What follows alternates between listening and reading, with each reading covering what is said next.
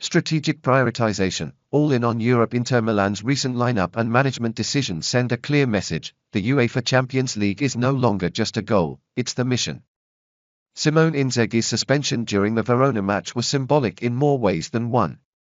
Assistant coach Massimiliano Ferris leading the side only reinforced the notion that domestic competitions have been relegated to secondary importance. Inzaghi entered this season with quadruple ambitions. That vision collapsed spectacularly in late April, when Inter lost 3 matches in a single week, losing ground in Serie A and crashing out of the Coppa Italia to their city rivals. What remains is European glory, and with Napoli maintaining a firm grip on the domestic lead and the Club World Cup still distant, the Champions League is now Inter's most tangible shot at silverware. The heavily rotated squad against Verona, with just one starter, Jan Bisek, retained from the first leg versus Barca, was not an act of negligence, but of calculated conservation. Inter are not just managing a season. They are managing legacy. Tactical readiness, pragmatic depth versus top-heavy structure. Inter's bench unit did its job against Verona with a pragmatic 1-0 victory. An early penalty converted by Christian Aslani sealed the result, with the rest of the match showcasing tactical discipline rather than flair.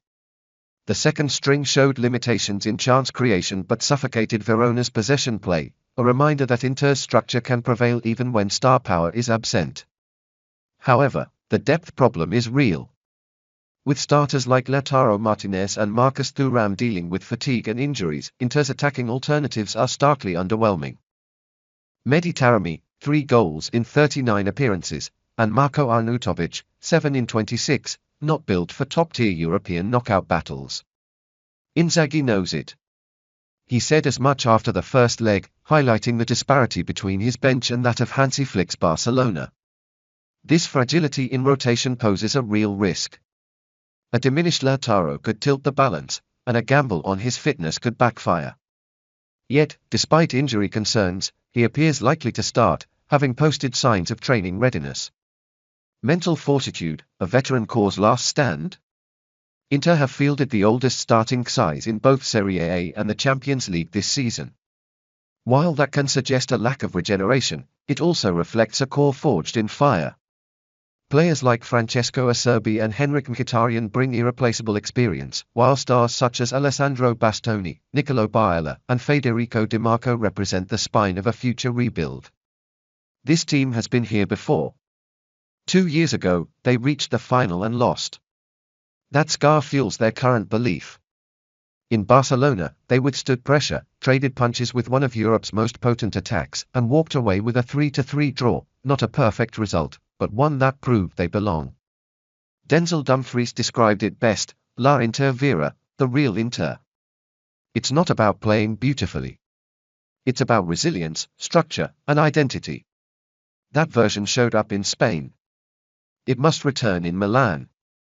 Psychological framing, Tuesday as the true final. Inzaghi declared last week, the final won't be played in Munich, but at San Siro on Tuesday.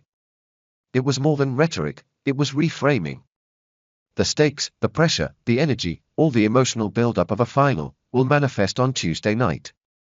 This shift serves a dual psychological purpose: it heightens urgency among players, there's no next time, no second chances. It externalizes the moment, inviting fans and media to rally as if the trophy itself is at stake. Such framing can crystallize focus, especially among veterans who may be playing their final peak-level European tie. Legacy implications: more than a Match A win would not only mean another Champions League final but potentially validate Inzaghi's tenure amid criticism and doubt. It would also echo the club's greatest modern achievement, the 2010 treble under Jose Mourinho, the last time an Italian side won the Champions League. It would also cement the belief that this group, aging, flawed, yet courageous, still belongs at the summit of European football. Conclusion: the edge of now Inter Milan are at a tipping point. Physically strained, tactically aware, and emotionally charged, they enter this second leg not just as competitors, but as contenders. The narrative is rich: redemption, legacy, endurance. To fall short would not erase what they've built. But to win? It could define a generation.